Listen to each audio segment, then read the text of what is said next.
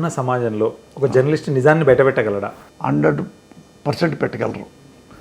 అంటే ఇప్పుడు ఏంటంటే మీరు డైరెక్ట్గా చెప్పింది ఏంటంటే జర్నలిస్టులు ఒక పార్టీతో అనుసంధానం అవుతారు, ఓ ప్రభుత్వం ఉంటే వాళ్ళ చెంచాగిరి చేస్తారు అనే భావన ఉంది, ఇండియా మొత్తం ఉంది. రిపబ్లిక్ టీవీ అర్నబ్ గోస్వామి దగ్గర వారికి ఉంది, ఎన్డీటీవీ ఇవన్నీ, చివరికి టైమ్స్ నౌ, నావికా కుమార్తో సహా.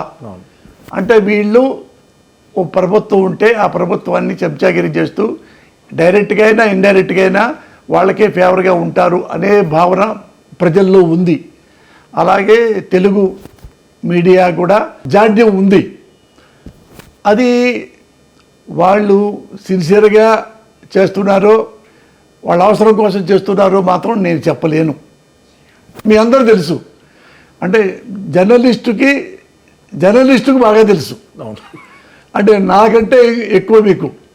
అందుకని అది కాకుండా నేను జర్నలిస్టు నిజాయితీపరుడైతే, పెద్ద వాళ్ళు ఉంటారు కదా, గొప్ప గొప్ప వాళ్ళు, అలాంటి జర్నలిస్టులు ఇప్పుడు ఉంటే బాగుండు అనేది మనం అనుకుంటాం కదా, 100% రాదు. ఉన్నారు పాపం, అంటే నేను బాగా చేస్తే బాగుంటుంది, ఈ నిజం చెబితే బాగుంటుంది అనేవాళ్ళు ఉన్నారు, ఇంకా ఉన్నారు. కానీ ఎంకరేజ్ చేసేవాళ్ళు లేరు.